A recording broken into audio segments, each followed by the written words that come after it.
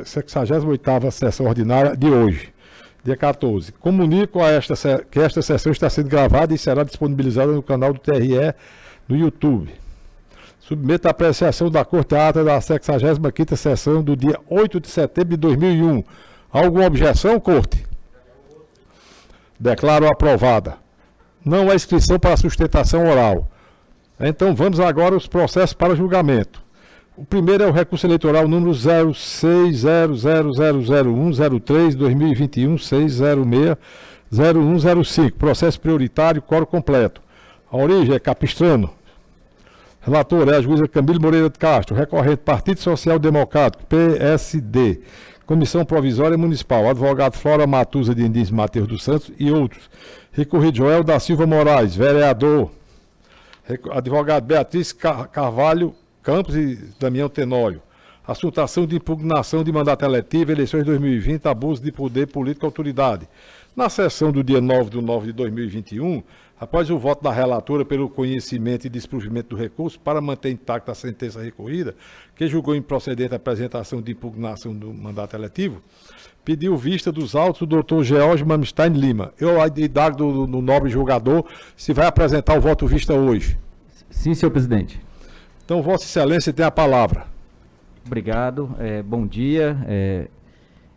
Esse caso, né, como informado, né, aquele recurso eleitoral em AIME, interposto pelo Partido Social Democrata contra Joel da Silva Moraes, candidato ao cargo de vereador de Capistrano nas eleições municipais de 2020. A alegação do autor recorrente é que o candidato praticou abuso de poder na medida em que praticou vários atos durante a campanha valentes de sua condição de delegado civil, da Polícia Civil. Houve basicamente 4 fatos narrados na inicial. O primeiro fato é que o candidato não teria se desincompatibilizado de sua condição de delegado civil de Baturité, cuja circunscrição, segundo a inicial, abrangeria também Capistrano. Segundo fato, durante a campanha, o candidato teria se valido da sua condição de delegado para demonstrar seu poder para a população, chegando a subir em cima de um veículo com um discurso intimidador. O terceiro fato, né, nesse mesmo dia, o candidato teria se valido da sua condição de delegado para acionar o raio em ligação telefônica, visando proteger seus apoiadores e amedrontar os adversários. E o quarto fato, que enquanto delegado, o candidato teria praticado atos de corrupção, liberando motos apreendidas em troca de votos, fato supostamente comprovado a partir de uma gravação telefônica e uma live transmitida pelo Facebook, pelo próprio candidato. A sentença recorrida julgou improcedente a AIME com base nos seguintes argumentos. Quanto ao fato 1, não ficou provado que o município de Capistrano está na circunscrição de Baturité, nem que o delegado teria praticado atos funcionais relacionados a fatos ocorridos em Capistrano. Né?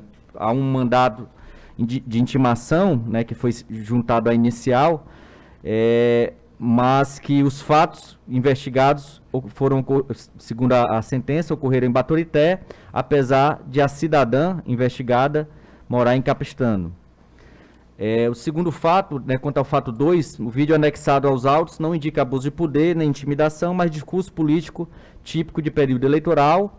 E, por fim, na sentença, não se demonstrou prova de corrupção, né, segundo o juiz, porque não houve prova da liberação de motos em troca de votos e os elementos citados não foram corroborados em audiência. A douta Procuradoria Eleitoral também entendeu que não houve abuso de poder. Do mesmo modo, a nobre relatora entendeu ausente a prova de abuso de poder e negou o provimento ao recurso.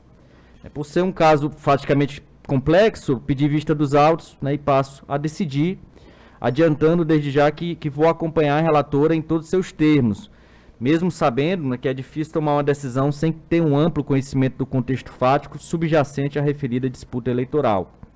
Porém, na dúvida, há de se prestigiar as regras dos ônus probatórios que transferem para o autor da ação o dever de provar o alegado, sobretudo em uma AIME, cuja consequência é a cassação do mandato de um candidato eleito.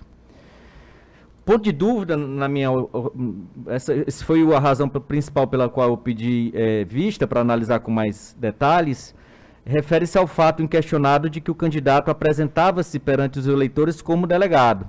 O seu nome era delegado, o seu nome de urna era delegado Joel Moraes, e por isso as suas ações como delegado acabavam por ter alguma repercussão na sua condição de candidato e vice-versa. por exemplo, há um debate sobre a fraude e a desincompatibilização, pois o candidato continuou exercendo suas atividades no município de Baturité, inclusive expedindo mandado de intimação para o investigado em Capistrano.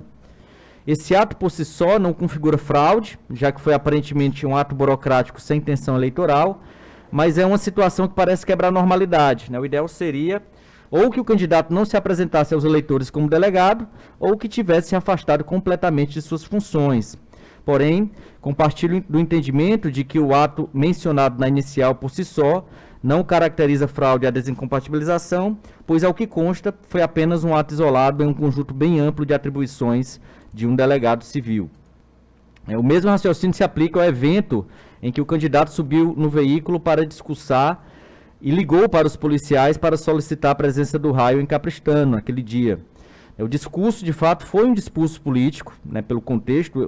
Curiosamente, quem juntou o vídeo foi o próprio candidato, em um contexto de campanha eleitoral acirrada. Nos vídeos que foram anexados aos autos, não há menção ao cargo, né, nem a ameaça de uso, né, da sua condição de delegado contra adversários, ou abuso de qualquer tipo, mas apenas um tom mais incisivo para mostrar a força política. E aí tem as ligações aos policiais, né, que por sinal foram anexadas também pelo próprio candidato, e pelo que consta naquela ligação, também não dá para notar nenhum tipo de pedido de favorecimento. Apesar disso, né, aquela ligação ela demonstra essa confusão, né, entre delegado e candidato, porque o delegado liga como candidato, mas que os policiais o atendem como delegado. E aí, portanto, ele tem um acesso, de certo modo, privilegiado à polícia, ligando diretamente para os policiais responsáveis que iriam garantir o seu pronto atendimento. Aqui, né, seria possível cogitar em abuso se o intuito fosse obter algum tipo de favorecimento eleitoral ou algum tipo de vantagem, né, para os seus apoiadores e ameaça para os seus adversários. Mas o objetivo realmente, pelo que consta, pelo contexto que a gente pode inferir, é que o objetivo era que a polícia estivesse presente naquele momento para evitar uma possível confusão futura, né, porque o acirramento poderia gerar, né, um problema maior, e aí, portanto, a presença da polícia seria importante para evitar esse caos.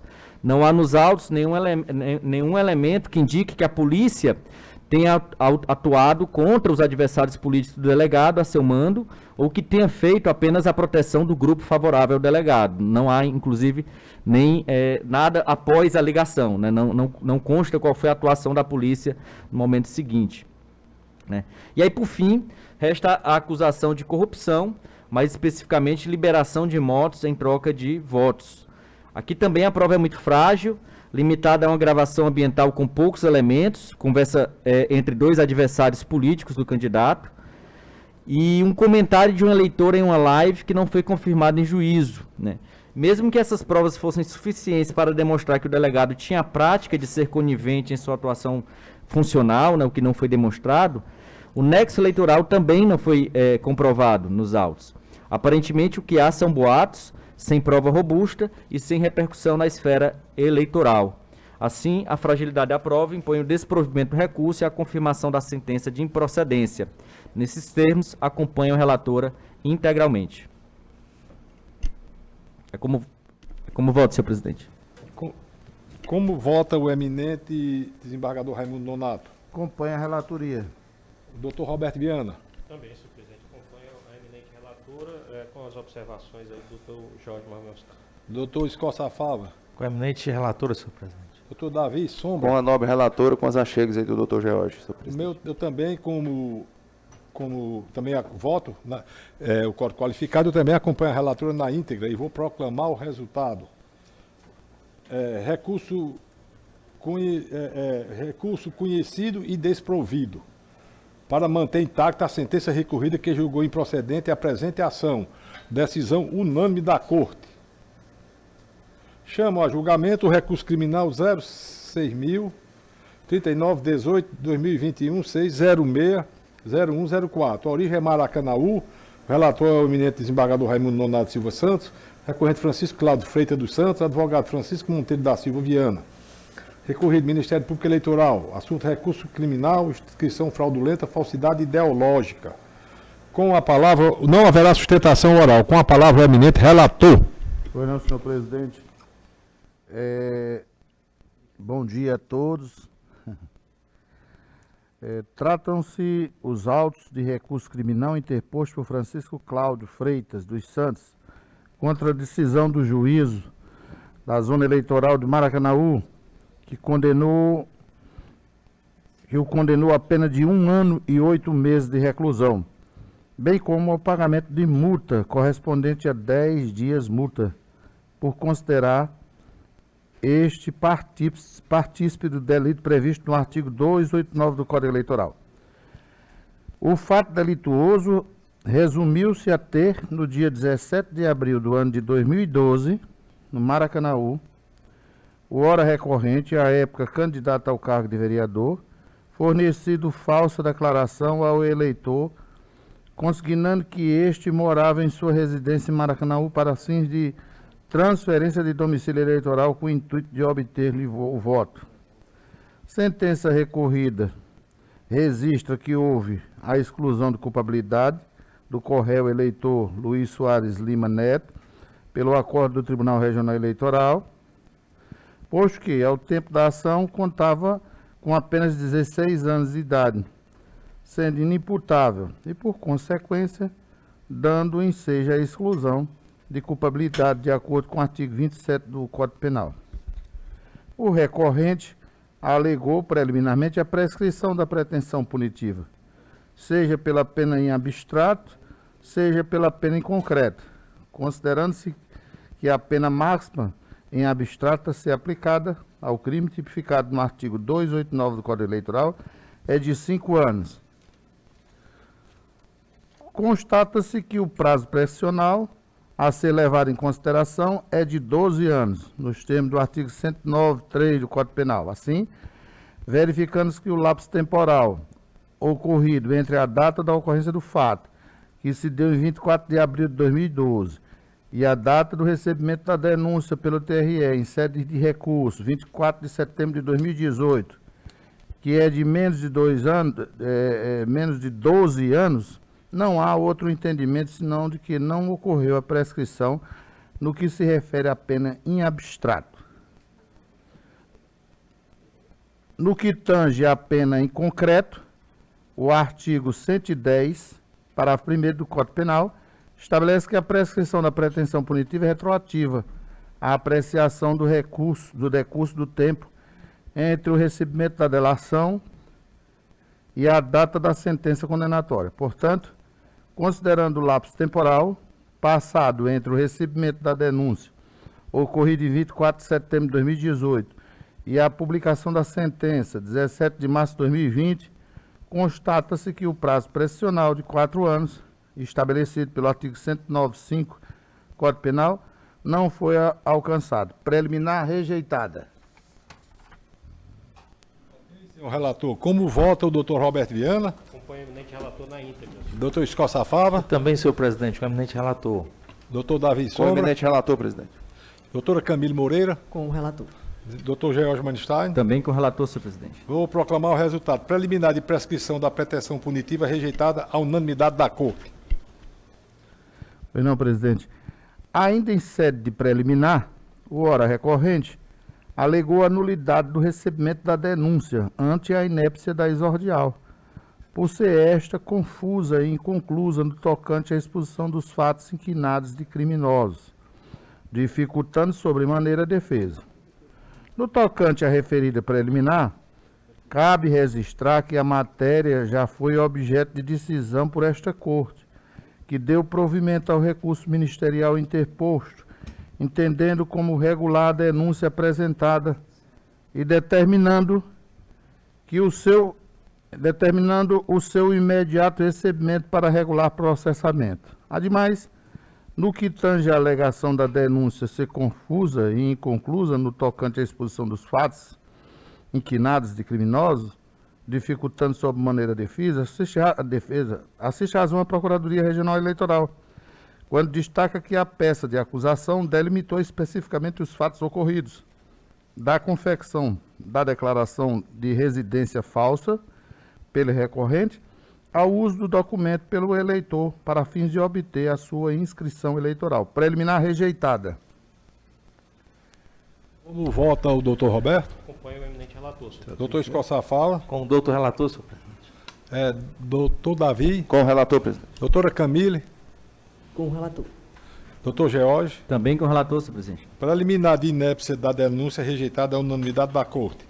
Volta a palavra ao eminente relator para o mérito. Pois não, presidente. Passando a análise do mérito, convém ressaltar, no presente momento, que embora o crime do artigo 289 do Código Eleitoral seja considerado, entre aspas, crime de mão própria, admite-se a colaboração de terceiros, quando há prestação de auxílio material, como ocorreu no caso entablado, precedentes CSE.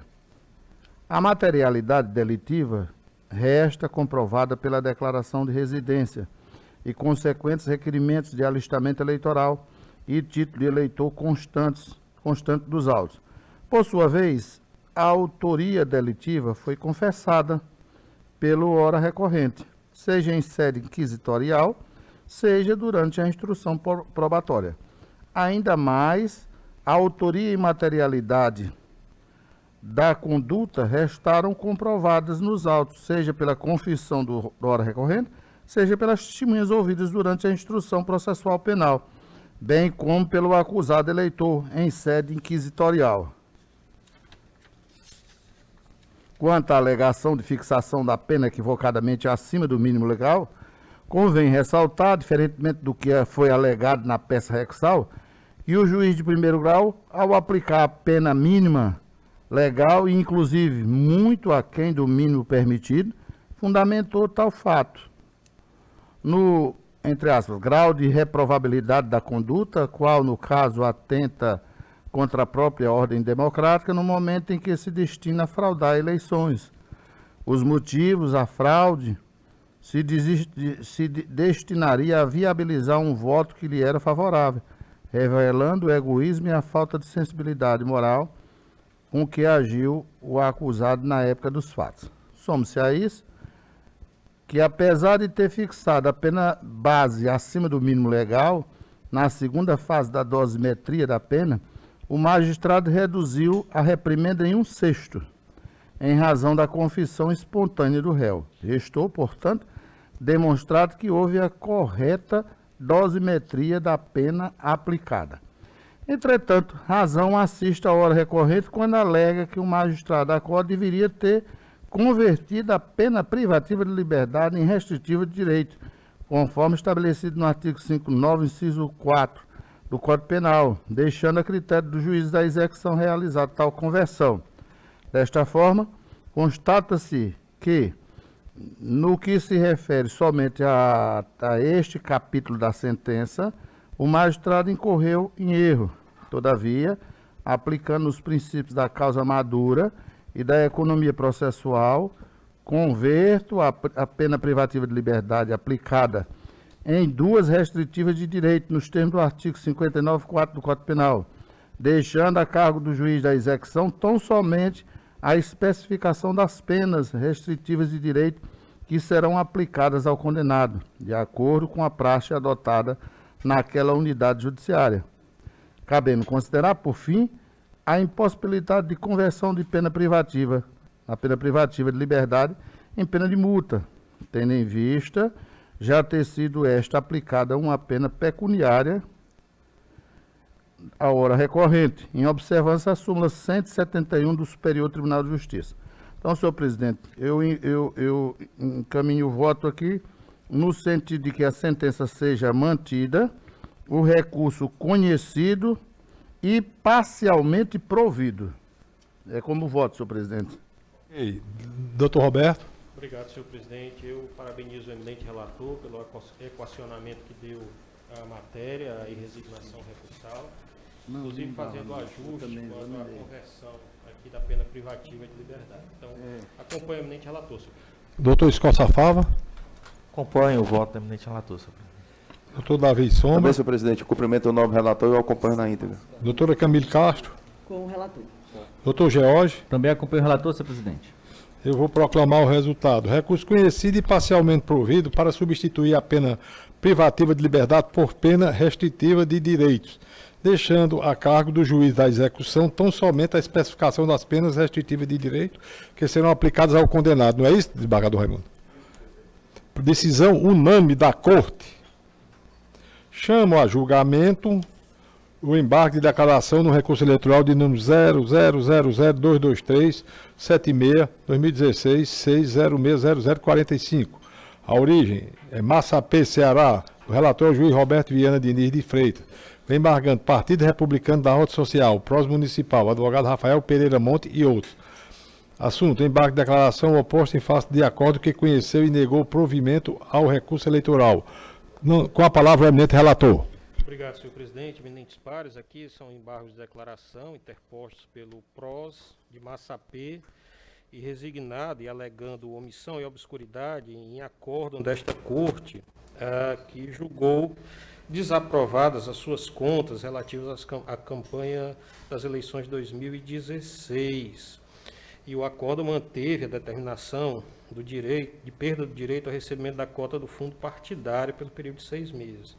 Analisando aqui detidamente os autos, embora se construa a tese de que o acórdão foi obscuro e omisso, eu analisando o acórdão deste regional, inclusive transcrevendo trechos do acórdão, verifica-se que aqui a pretensão realmente da parte é o mero rejulgamento da matéria, intento que não é acolhido na via estreita dos aclaratórios, na medida em que alguns daqueles vícios processuais do artigo 1022, combinado com o artigo 275 do Código Eleitoral, são articulados. E aqui não se trata disso, se trata de pretensão de mero rejulgamento.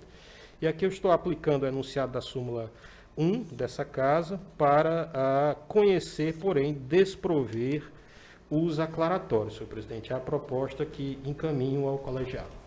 Doutor Escoça Fava. Com o eminente relator, senhor presidente.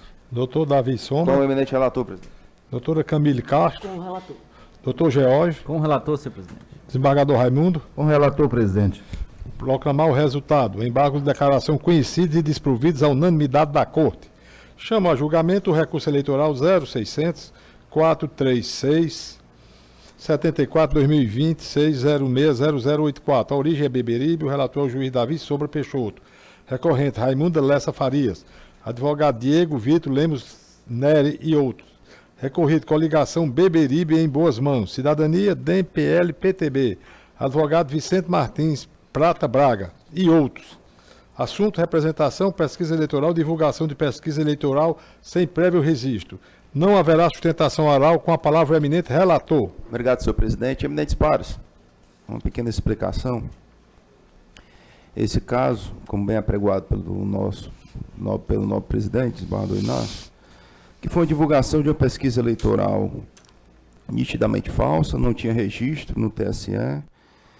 E a grande distinção desse caso para outros que nós já julgamos é que em outros nós acabamos abonando aquela multa, que é uma multa caríssima, né, de em torno de R$53 mil, porque nos outros processos a divulgação teria ocorrido apenas em grupos de WhatsApp.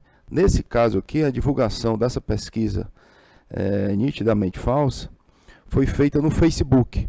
Existem alguns precedentes do próprio TSE fazendo essa distinção também. Então, aqui o magistrado de primeiro grau julgou procedente a representação, considerou irregular a propaganda e apenou em torno aí de R$53 mil. Eu estou mantendo integralmente a sentença, na linha como entendeu também a douta procuradoria desta corte, apenas por ter sido a divulgação na rede social do Facebook, o que eu entendi que teria um potencial de divulgação, certo? E de alastramento bem maior do que um grupo de WhatsApp. Então peço venha para fazer a leitura da ementa e aí ficarei à disposição para maiores esclarecimentos.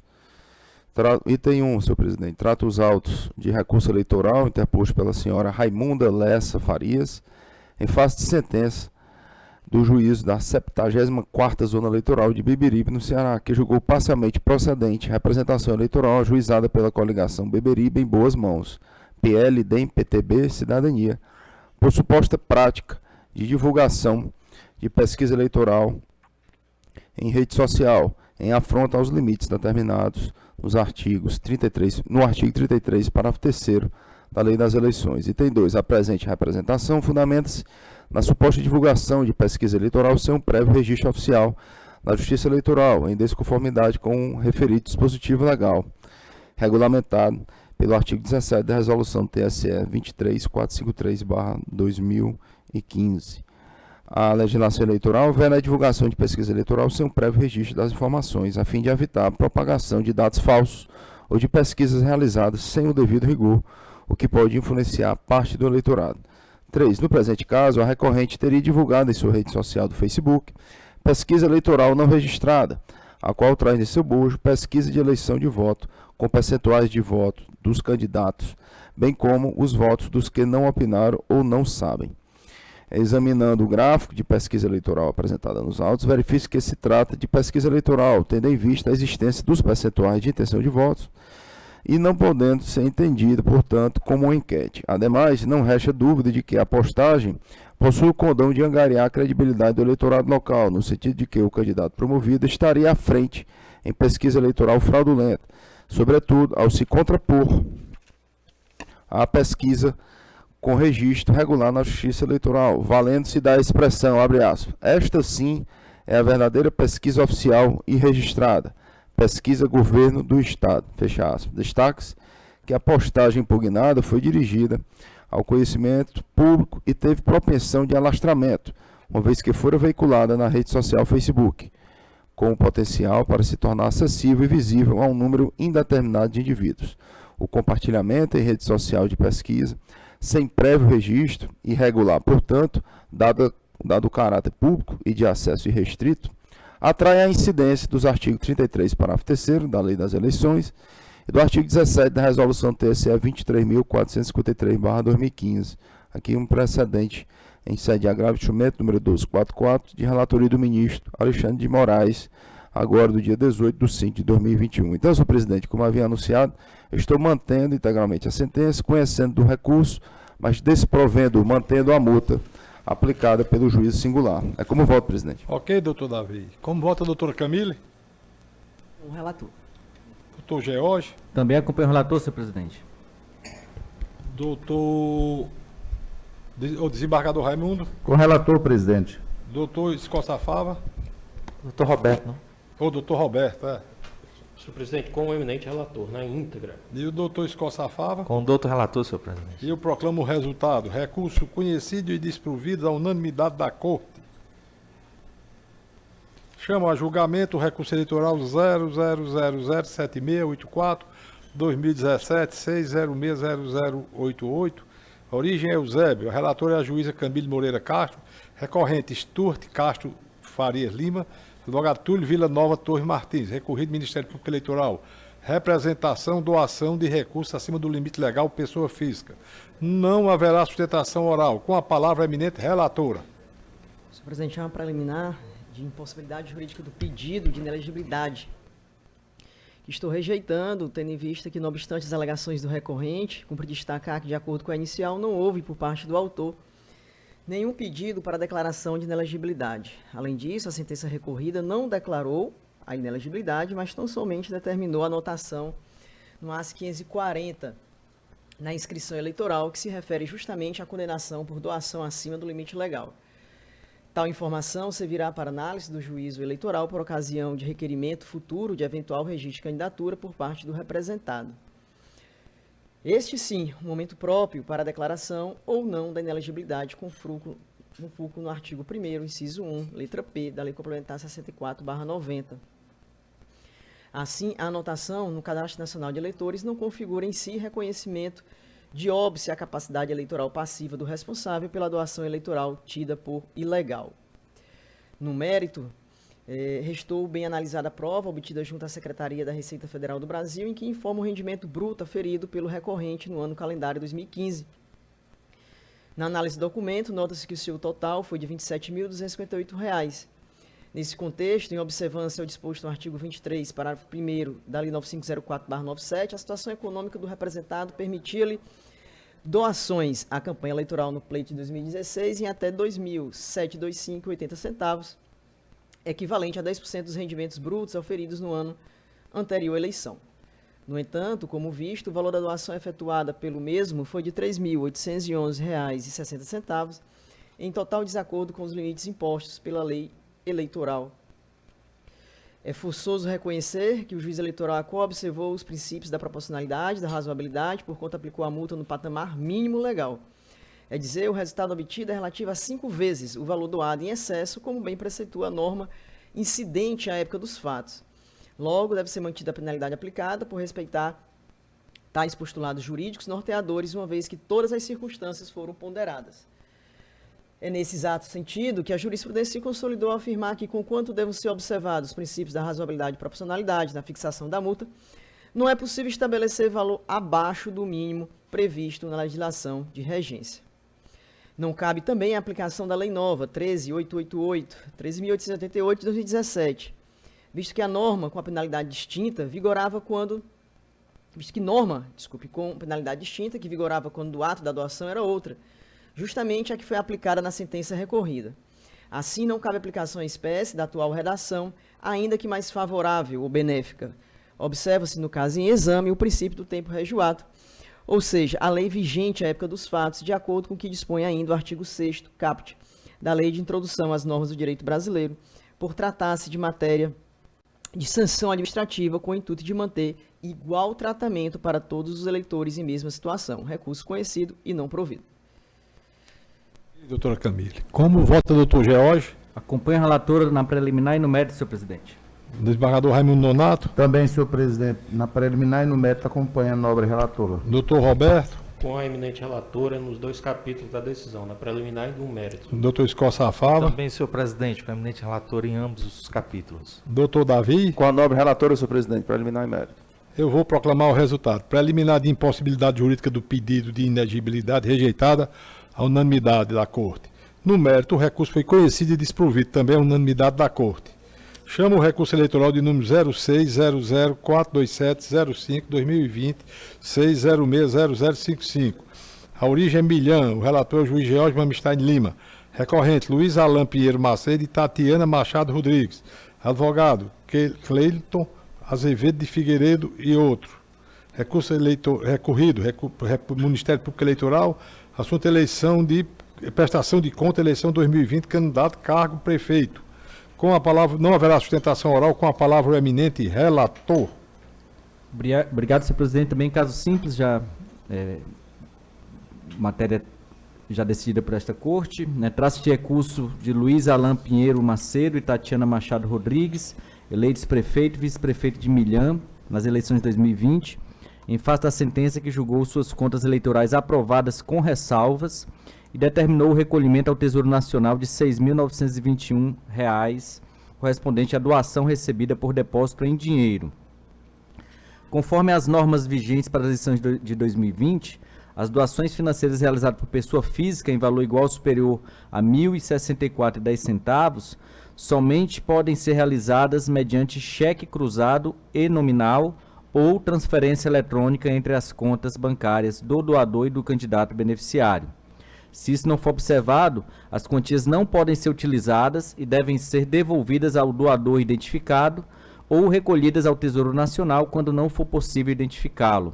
Se as doações regulares forem utilizadas, os valores devem ser recolhidos ao Tesouro Nacional e o impacto sobre a utilização dos recursos indevidos será apurado e decidido no julgamento. Apreciando situações semelhantes, este tribunal já decidiu que o recebimento de depósito em dinheiro na conta bancária de campanha eleitoral acima do limite permitido é irregularidade grave, que enseja desaprovação de contas e impõe o seu recolhimento ao Tesouro Nacional. E aí eu cito aqui precedentes desta corte, no sentido de que se trata de caso de desaprovação das contas, né? Item 4, né? O comprovante bancário com o nome da pessoa que fez o depósito não registra a origem do dinheiro destinado à campanha. Além disso, não há como assegurar quem seria o verdadeiro responsável pela doação financeira, já que o depositante poderia ser o mero portador. O recibo da entrega da declaração de imposto de renda também não afasta a irregularidade, porquanto esse documento expressa apenas as informações declaradas pelo contribuinte ao fisco, sem demonstrar a procedência dos recursos doados. E aí também menciono precedente do TSE sobre a irregularidade desse tipo de prática em relação às doações eleitorais. No caso dos autos, foi identificada a doação de R$ 6.921 mediante depósito de dinheiro em conta bancária, que corresponde a 11,50% dos recursos financeiros da campanha do recorrente, os quais totalizaram R$ 6.151. Em razão dos precisos valores irregulares do seu percentual em relação aos recursos de campanha, não seria possível a aprovação das contas dos candidatos com ressalvas, porquanto ultrapassadas as balizas definidas pelo TSE para a tarifação do princípio da insignificância, conforme precedente destacado a seguir. E aí eu menciono o precedente do TSE em que ele aplicou um critério de aplicação, né, de definição da insignificância do valor da irregularidade para fins de afastar a desaprovação, né, passando a ser com ressalvas. No caso específico, ultrapassou os 10% da arrecadação das receitas, que foi o parâmetro que o TSE tem utilizado, né, para definir esse parâmetro, razão pela qual entendo que não é o caso de aprovar com ressalvas. Embora evidenciada falha grave e insanável que justificaria sua desaprovação, as contas eleitorais foram aprovadas com ressalvas, com determinação de recolhimento ao Tesouro Nacional. No entanto, considerando que não houve recurso do Ministério Público Eleitoral, essa Corte não pode agravar a situação jurídica dos candidatos recorrentes, sob pena de ofensa ao princípio non reformatio impedius. Recurso conhecido e não provido, adstrito aos limites da cognição recursal, ratificando a determinação de recolhimento ao Tesouro Nacional de 6.921 irregularmente empregados na campanha eleitoral. Como voto, senhor presidente? O voto do eminente desembargador Raimundo Nonato. Acompanho o relator, senhor presidente. Doutor Roberto. Na íntegra, com o eminente relator, presidente. Doutor Escó Safava. Com o doutor relator, senhor presidente. Doutora Camille Castro. Davi? Doutora Camille, doutor Davi. Com o nobre relator, presidente. E agora a doutora Camille. Doutor Manstein. Doutora Camille, né? Com o relator. Eu vou proclamar o resultado. Recurso conhecido e desprovido para confirmar a determinação de recolhimento ao Tesouro Nacional de R$ 6.921 irregularmente empregado na campanha eleitoral. Decisão unânime da Corte. Encerrado a pauta, eu concedo vista ao doutor Hugo Pereira Filho para os expedientes administrativos. Pois não, senhor presidente. De início tem uma portaria de magistrado para ratificação pelo tribunal, PAD 11.680, portaria 620, designando de referendo a juíza doutora Rejane Eire Fernandes Alves, da primeira vara de Eusébio, para titularizar a 88ª zona naquele município. Houve o edital e ela foi a juíza escolhida por ser a mais tempo afastada da jurisdição eleitoral, conforme o critério da resolução. Alguma objeção? Declaro aprovada. Pois não. Em seguida, temos uma requisição, algumas renovações e duas devoluções, todas sem impedimentos. Vou citá-las aqui brevemente. PAD 12961, requisição de Aldeniza Maria de Andrade, agente administrativo da Câmara Municipal de Maracanaú, para a primeira zona de Fortaleza. PAD 13775, renovação de requisição de Aline de Fátima Veloso Menezes, para a lotação continuar na lotação na 68ª zona de Araripe. PAD 13701, renovação de requisição de Maria Regilane Vieira dos Santos, lotada na 50ª zona de Pentecoste. PAD 13320, renovação de requisição de Tamires Moraes Soriano Vieira Botelho, lotada em Fortaleza, 85ª zona. PAD 6363, devolução ao órgão de origem em face de aprovação de concurso público da servidora requisitada Islânia Leite de Sá, até então lotado na 43ª zona de Jucás. PAD 12.021, devolução ao órgão de origem também em face de aprovação em concurso público da servidora Márcia Regina Gomes de Abreu, lotada na 33ª zona de Canidé. Todos os casos sem impedimentos legais, senhor presidente. Objeção? Declaro aprovado. Agora eu vou facultar a palavra aos membros da Corte, se tem alguma comunicação, alguma coisa, não? Senhor presidente, só para dar conhecimento à corte da publicação da nova edição da revista Sufrágio, né, que foi já disponível à comunidade acadêmica aí, está muito bem elaborada, graças a Deus, com realmente artigos de valor intelectual muito bom. É só para dar conhecimento à corte, já está disponível isso. Se quiserem consultar, será um prazer. Mais alguma, como nada? Então eu vou declarar encerrada a sessão e até amanhã no mesmo horário, se assim o criador nos permitir.